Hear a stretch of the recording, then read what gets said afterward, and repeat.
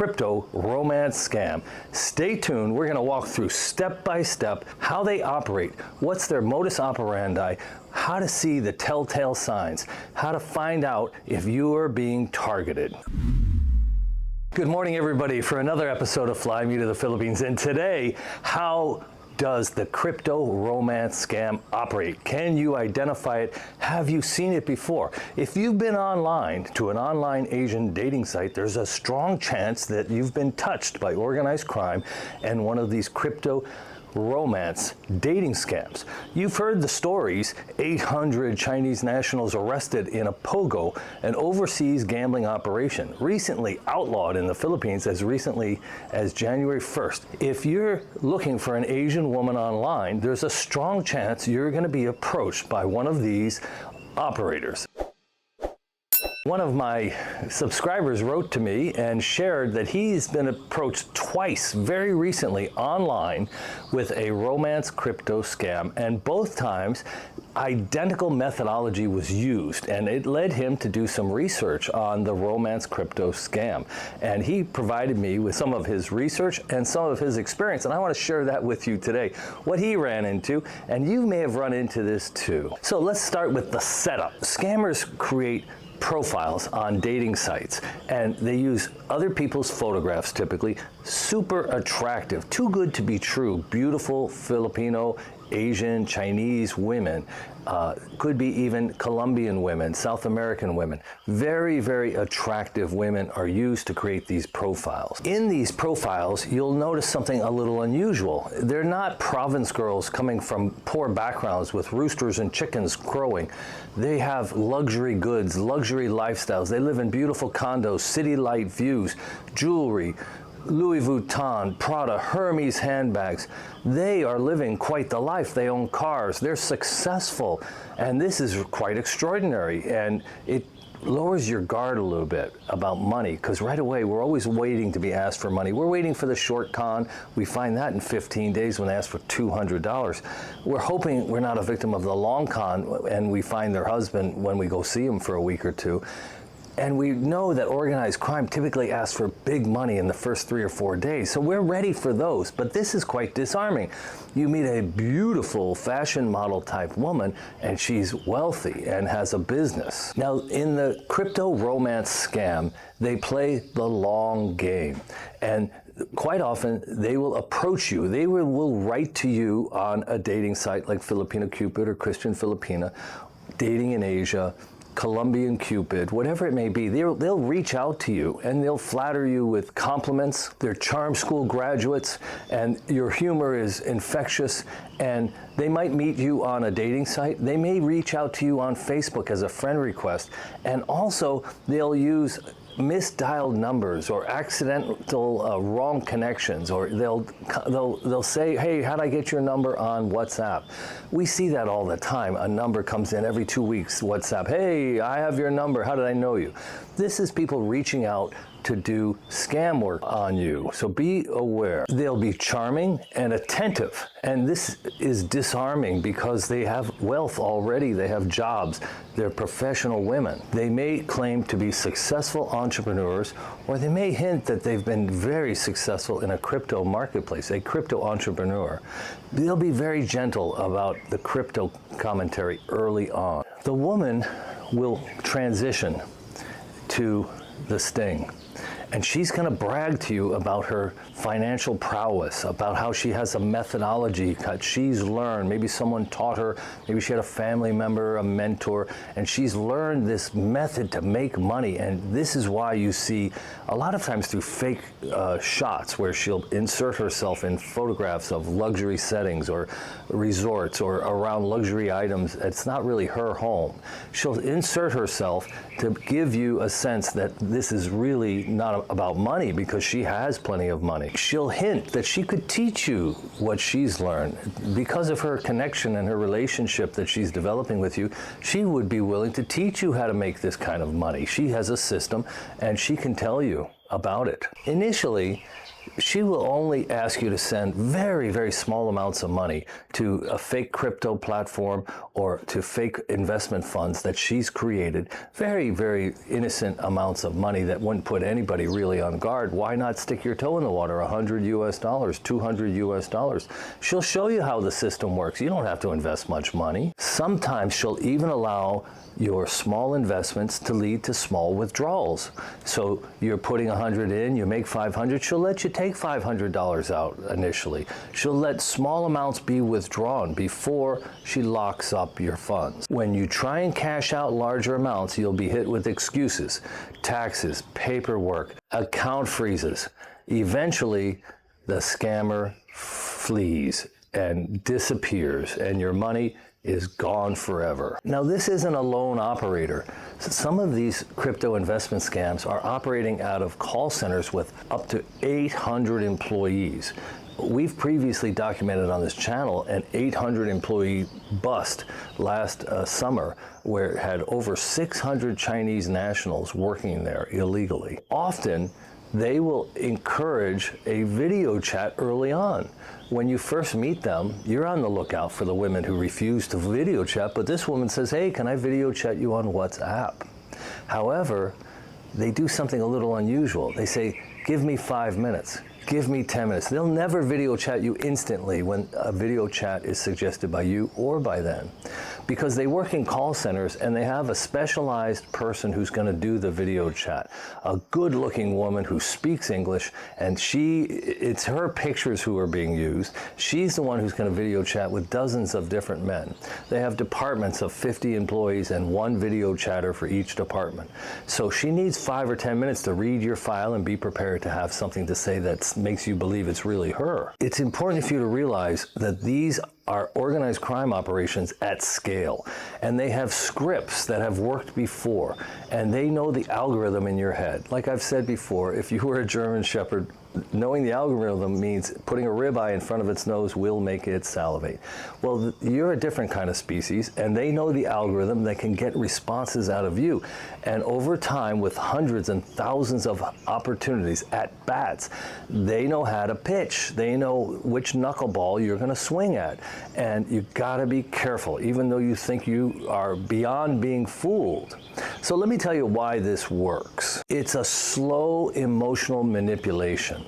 The slow and gradual buildup, the lack of requests for money, the showing off of wealth, the realistic building of a relationship, her charm, her compliments, her availability, her responsiveness to you, the types of things she says to you. Her English is well written when she texts you. And people unfamiliar with blockchain see these profits as real, since they see them on an international site. They are exploiting your cultural curiosity. Perhaps you've never been with a younger woman, you've never been with an Asian woman, you're not familiar with her Chinese background from Malaysia, you're not familiar with the exotic lifestyle, you're intrigued, you're interested, you're so interested in forming a relationship with this beautiful, young, pleasant woman.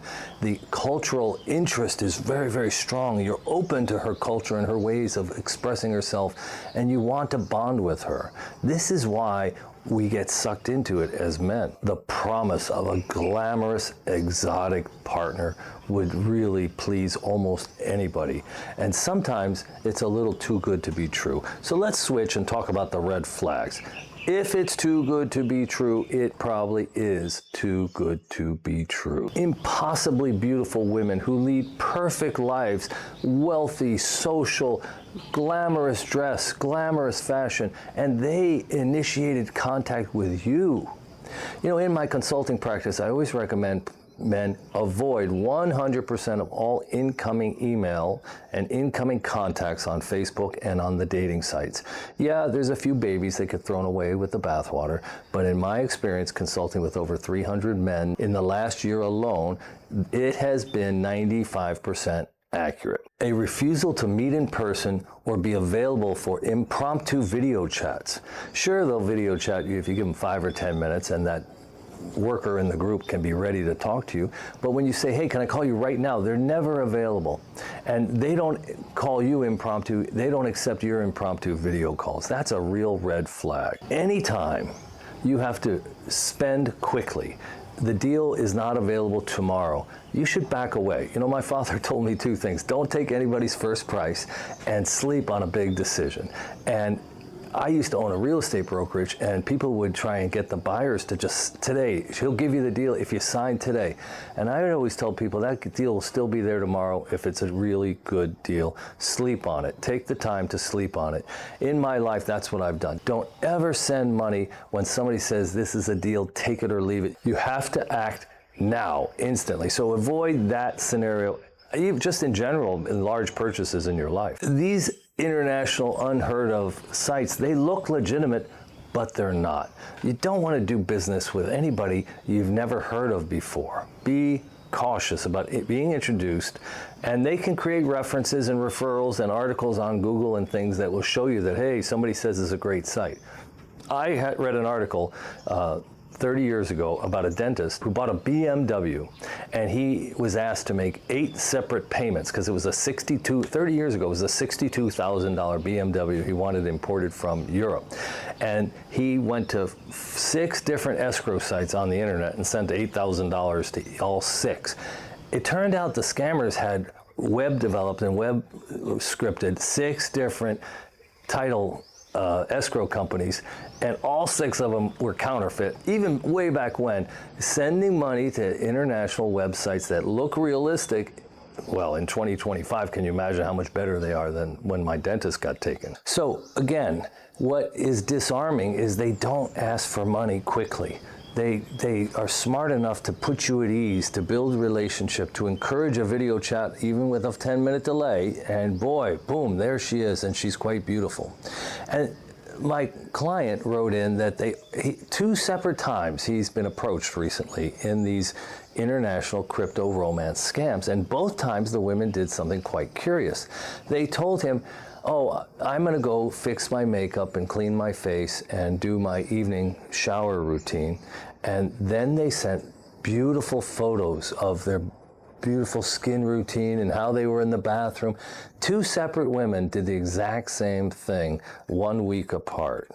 And this indicates that this is an operation at scale. There are women using the same script, and what happens in these call centers is the employees, typically Chinese nationals who don't really speak good English but can use Google Translate, they're running the script. They're telling you what they're going to be doing. They have the photos of the girl who does the video chats in the bathroom fixing her skin. They send out those photos. They're not asking for money. They're laughing at your jokes. They're texting you as soon as you text them. Why not? They're working 24 hours a day. There's always somebody at that terminal who can pretend to be the girl you're talking to. Now, invariably, they will bring up crypto and see how responsive you are to it, or how curious. Now, many people don't know anything about crypto other than there's a lot of people getting rich and a lot of people getting wiped out, and that a lot of people are kind of obsessive about it and talking about it. And maybe before they had no interest and they didn't like to get into risky investments, but in this particular case, she wants to talk about it. She keeps bringing it up, teasing it out, and if you are receptive, now the conversation goes to another level of energy, and so you're inclined to kind of go along. Or she has an investment vehicle. Quite often, goods are held up in escrow and tax monies need to be paid to release a very profitable item. There was a story here in the Philippines on one of the senators, Rafi Tulfo, did an interview of an American man. He lost $16,000 approximately. The woman said she owned this business and she was sending him product, and for $16,000 worth of taxes to release the goods from impound, he would receive 4 or 5 times his profit. Quite common. So either it's crypto or it's a business that goods have been tied up, or you need a little bit of money to release more money. So it's really important that you remember, these are large-scale organized crime operations who are tweaking and scripting and revising scripts, and they're using tools that are aimed at your algorithm. So I want you to be aware of the romance crypto script. I want you to be careful. You know, I always say the golden rule is don't share the gold. Don't send money to a woman before you meet her. Now, this is different because she's not asking you to share money with her. She claims to be wealthy and a very successful professional woman. She's asking you to invest. She's made tons of money. She's showing you all the evidence of her success. She's giving you an opportunity, and maybe there'll be romance at the end of the rainbow too. So in your mind, you may be saying, hey, I'm not violating the golden rule. This is a good way to make money, and I can afford to invest $500 initially, and that $500 on paper might show $5,000 profit, and you might be encouraged to invest more and more. And you might even get a withdrawal or two along the way until the hammer's dropped. The whole operation disappears and you have no recourse whatsoever. In fact, there's hardly anybody you can even talk to about this. You can't go to the authorities, really. They're not going to help. And nobody of your friends, you don't want to embarrass yourself. So knowing in advance that these scams are out there, again, when someone contacts you on Facebook, be worried. When a gorgeous woman makes a wrong number dial, be concerned. When a gorgeous woman, after you've signed up on one of the dating sites here in Asia, writes to you and tells you you're the cat's meow, come on. The women in Asia are traditional. It's like 1960s America. They don't usually sport tattoos, and they're not the ones who are going to write you first. Now, occasionally there'll be an OFW locked up in Hong Kong, and she figures if she doesn't write, no one's ever going to write her. But for the most part, they're not reaching out to you. Gorgeous women, the Barangay Beauty contestants, they're not reaching out to you. Now, if you reach out to them and you give a personalized introduction message that shows you know their name and where they're from and what hobby they have or what job they have, just one paragraph, well, they're likely to write back, hi, thanks for writing. That's how shy they are. The first time you talk to them, they're going to be covering up their mouth half the time. There's going to be a lot of noise in the background, family members, roosters, children running around. When you see a woman in an apartment with drywall and plaster and nice furnishings and a luxury building, well, it can happen. You could meet a girl with a real good career in Makati. I have clients, that's happened. But be wary. So today, watch out for the romance crypto scam. Now, everybody, if you haven't heard, Chrissy and I wrote a book, Fly Me to the Philippines, A Modern Man's Guide to Living, Traveling, and Finding Love in the Philippines. And we have had an unbelievable reception. We've moved over 525 units. It's #1 in Philippines travel. It's available for an ebook, relatively inexpensive download in ebook form, paperback, and hard copy. When I was binge watching YouTube back in the day, this is what I needed to know. I've put it into 22 chapters and 24 addendums, 303 pages. It's easy to read. It's meant to be a resource for you as you go forward. And if you need a Big Brother consultation, go ahead and email us at flymetothephilippines@gmail.com. Chrissy will be back next time from Fly Me to the Philippines. Thanks for watching.